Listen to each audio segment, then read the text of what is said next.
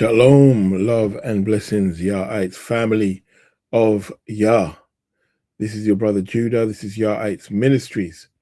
And today we are discussing the topic, why is it that ungodly men and women and men hate polygyny?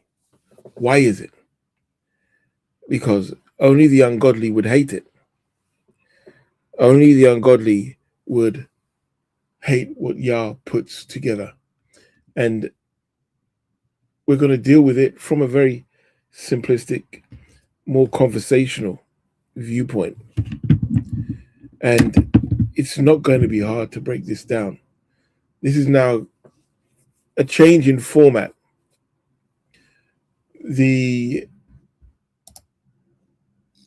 Usually I'm using a load of scriptures and I'm going to the scriptures on the screen, but I'm able to quote the scriptures. So what I'm going to do, I'm just going to talk. It's going to be a conversational live stream now that I'm going to be doing, because this is really a conversation. I think I've proved over the years that the topics I've dealt with in biblical marriage, they're undebatable. You know, you can't really argue against it. There are some other things I've got some groundbreaking news to bring out about Straightway Ministries and Dowell, Pastor Dowell. So much other stuff to bring out that I may not have really spoken about before. But we're going to have conversations here.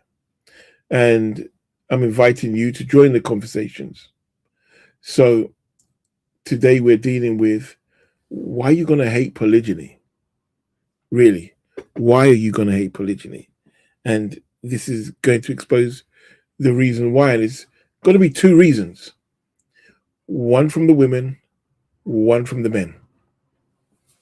And so we will deal with from the women first, and then deal with the men. And like I said, there's so much. I'm going to be dealing with the deacon Hakar, priest Hakar situation. There is so much stuff. And you may have seen live streams piling up. There is a lot going on. Okay.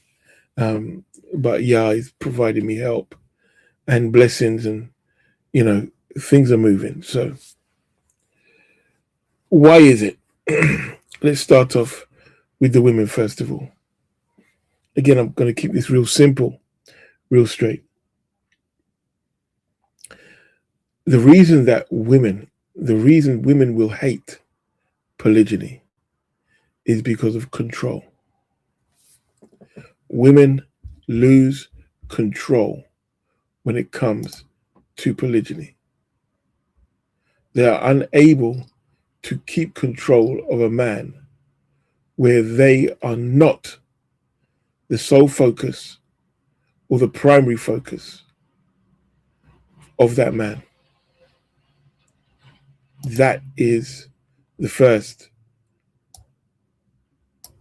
Why? Because a woman who wants control of a man, by definition, is ungodly, because she is mirroring Eve in Genesis chapter 3, whose desire is towards or contrary to the desire of the man, and producing a situation where the man has to do what? Rule over her, rather than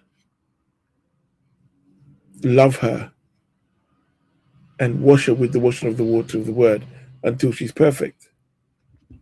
So the issue here is women who hate polygyny are frightened of losing control. Women hate the thought of losing control over a man.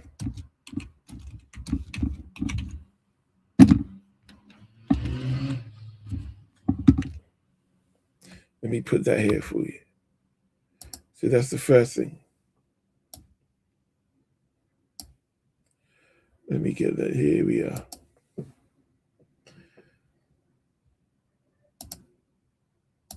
The thought. You know me and multitasking.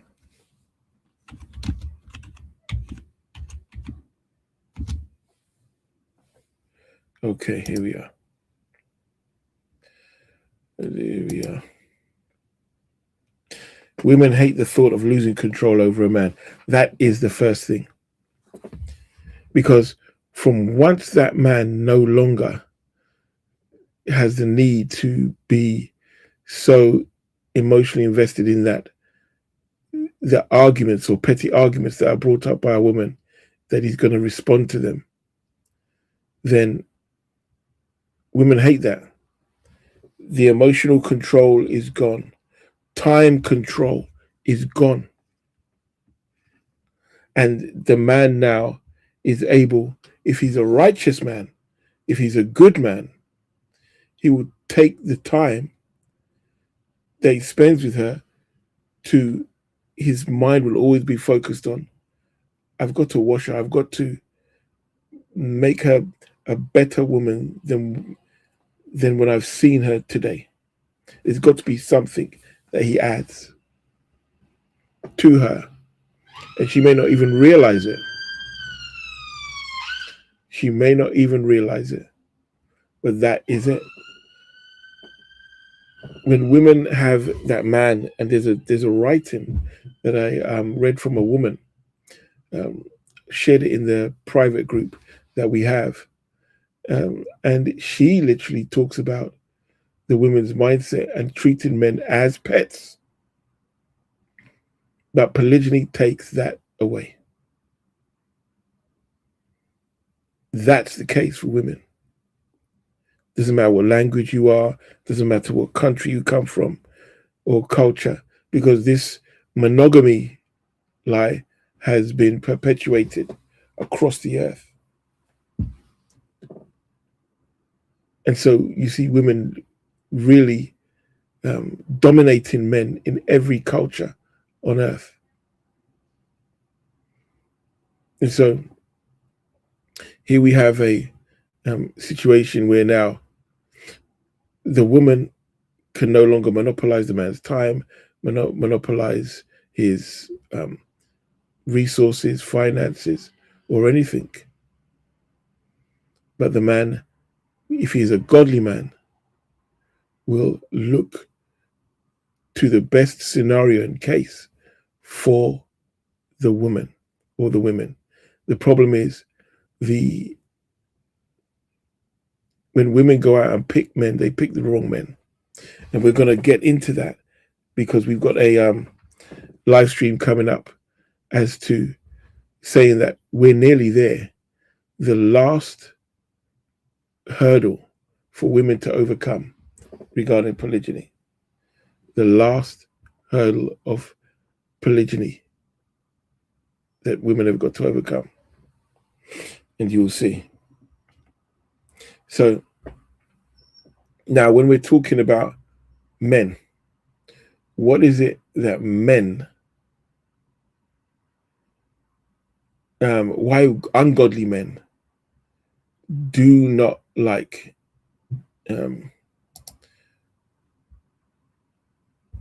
why ungodly men do not like polygyny? And I am really looking to see if anybody will come on and, either agree or disagree or whatever. But come, let us reason together. So, men, and we're talking about ungodly people, yeah? Doesn't matter if they're religious or not. They're talking from the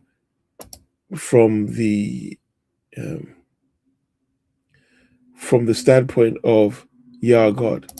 What does God say? How does God see a man or a woman? And let's put that there. And here we have it. Women hate the thought of losing control over a man, and men hate responsibility. There you have it. Men hate responsibility. Ungodly men hate responsibility. Those are the two reasons. One, where women hate polygyny, and the other where men hate polygyny. And I'm talking about biblical polygyny, biblical marriage. Not so much where a man just has how many jump offs. I'm talking about a man who cares for, looks out for his women. But when a ungodly man ever gets into that situation, he will hate the responsibility that he has for one woman, two women, three women. Most of the men trying polygyny now have never successfully held a relationship with one woman, let alone two, let alone three. And so they think just because it's in the Bible, oh yeah, I'm going to do it, blah, blah, blah. And then they think that, okay, all right, now I've got this woman and she's got to do what I say, I'm the head. And then they mess it up. And this is literally what we're seeing online now with Deacon Hakar or Priest Hakar. As we are seeing his wife is coming out. Abuse, contradictions, hypocrisy. And there's a specific reason why Yaz had to bring him out. In the same way that they were doing kind of well. I have respect for, there's another brother who's with him, light-skinned brother. He seems to have a different spirit than Deacon. Seems to have a different spirit than Deacon. But these young men, they have been deceived. And they have taken women and abused them. And they've called that abuse that they're having with these women polygyny and multiple marriage and godly and biblical marriage, etc. Where they have completely defiled what it means to be a husband and what it actually means to be a wife for Isha. So there you have it. The two reasons as to why a ungodly woman, and maybe I should put that there, maybe I should put ungodly so that it's actually clear that it's ungodly. So let me put that here.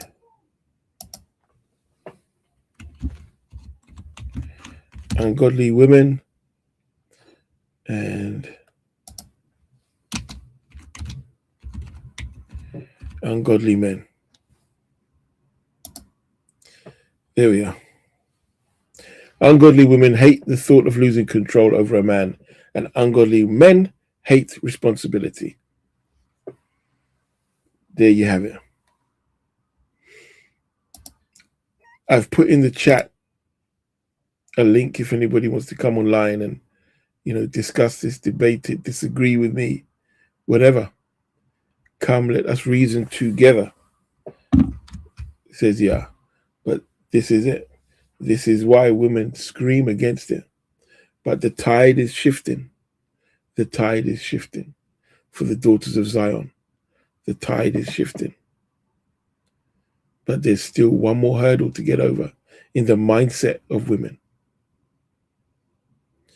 These women, and even though now, listen, even though the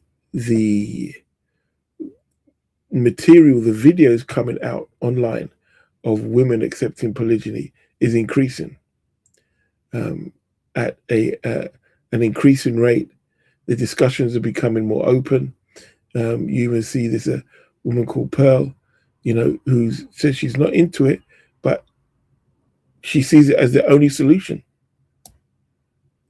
She's a monogamy-minded woman, but she sees that polygyny is the only solution. Interesting. She's thought about it. She's interviewed over 1,000 women, and yet she sees it as the only solution. So, come, let us reason together. Are you a woman who hates the thought of losing control over your man? What he's doing, where he's going, what time he's coming? Are you a man who hates the thought of responsibility? The fact that you're gonna have to be responsible, and that responsibility is towards Yah, is towards God, is towards Christ. Because you're gonna have to love like Christ loved the church and gave himself for it. And many don't even know how to do that. Many don't even know what that actually means. Deacon Hakar definitely didn't know what it means, doesn't know what it means. Because he was obviously being led by a procreative deviant. So, what say you, beloved? What say you? What do you think? What are your thoughts? Do you agree? Do you disagree? Do you think it's something completely different? Why is it that these ungodly women want to control a man so badly? I know it's written in scripture, but if you're a woman, why do you want to control your man? Why is the fear of the thought of losing control over your man so reprehensible? Think about it. If your man is truly a man of God and is loving like Christ loved the church, why are you afraid? Men, why do you hate responsibility? I've spoken to so many men over the years, and especially within the Hebrew Israelite and there's a certain sect within Christianity that is very, I don't even know how to call it. They're immature with a mature face. And they look at women, and we've been speaking about this in the fellowship earlier, as property to control and disposable, and not looking at the woman as a living soul. So, what say you?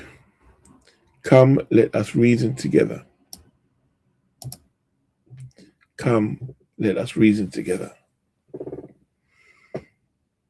We can talk about this at any time, and because I'm not looking to be on each one of these live streams for long, but that's it. That's the reason.